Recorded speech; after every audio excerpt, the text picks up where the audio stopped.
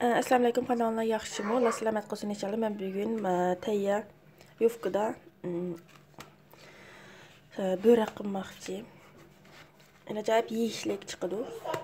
Oldi bilan biz börekninki qetini ochaylik.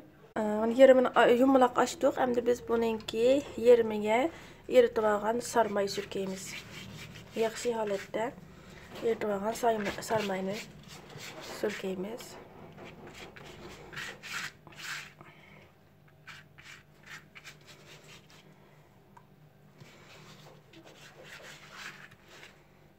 Mana bu şekilde yerimi qildik. Endi biz bu tarafini olib, bu tarafga chaplaymiz. Bunday qilsak bu aysimon shaklda bo'ladi. Mana yerim yumaloq. Hamda shundoq. Bu sharoitni qatlaymiz hammasi tekshir tepiga. Mana bu sharoitni qatladik. Endi buning ustiga yana sarmay surkaymiz. Buning ustiga yana sarmayni tekshir surkaymiz. Endi biz bunu 3 bulon şekilde kesimiz. 3 bulon şekilde kesimiz. Bıçakta 3 bulon şekilde bir kesimiz. Bıçak yerdim yine. Hem benim 3 bulon şekilde kesip alırsın. 2 kat bulduğu şu halde 3 bulon şekilde kesip alırsın. 3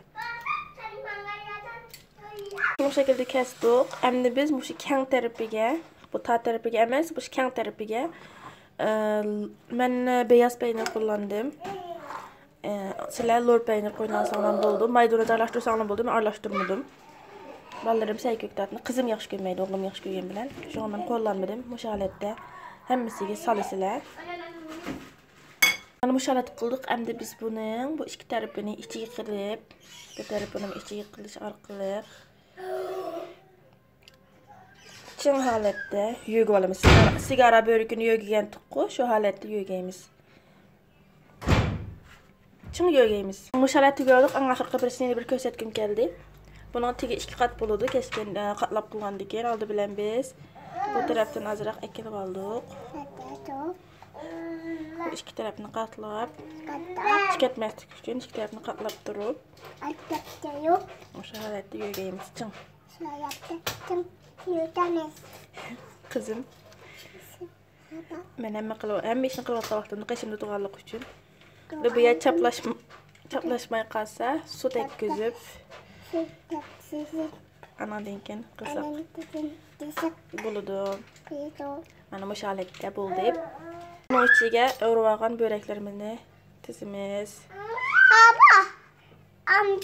Mana bu qachimizga börekni tizib oldik. Endi ustiga suv qo'yamiz. Cho'kashgudek böreklar.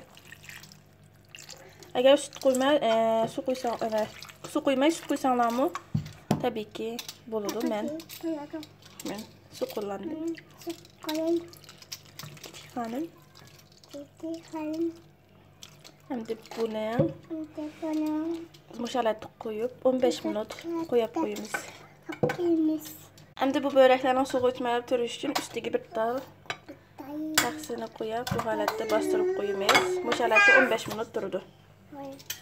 Mana endi biz suvg'ichlab qo'ygan börekimizni qo'limizda ilib turib, qo'limizda suyni chiqaryapmiz. Mushalatga chiqarib, hammasini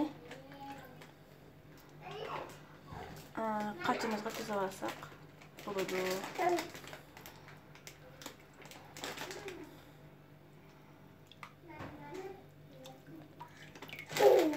Mana bu sharoitni tizib oldim. Bizni odam sonimiz oz bo'lganligi uchun shuni ozroq qilgandim. Bu holatda tizdim. Endi buning ustiga tuxumning sirig'ini surkaymiz.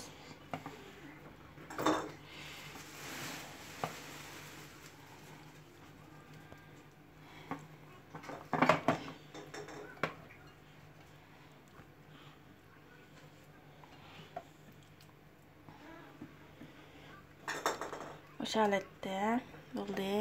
Bundan sirig'ini surkab bo'ldik. Mana tekshir holatda hammasiga. Bunun ustiga kunjut bilan mana nimani to'kimiz. Sus cho'rak o'ti. Biz qora kunjut deymiz bu yerda, cho'rak o'ti deydi ekan. Shuni chechimiz. Buni ichiga teryog'ini eritib qilgandan keyin sarmayni nima deymiz, churuk holatda chiqadi teshi. Hem hol olgandan keyin sal pishmasi uzoq bo'ldi. Mana bu holatda biz 180 gradusda, yüzleri qizarg'ich holatda qarab turib pishiraman. Mana bu holatda biz bu börekni 40 minut pishirib oldim. Chunki men suvning ichida nima qilgandan keyin uzoq pishir deganim emasman. Shunda endi men taxsiga oldim hozir. Shunda chitir-chitir men ovozini oldim bu holatda. Mana bu holatda unda yeyishlik churuk chiqdi. Bu holatda qilsanglar bo'ladi börekni.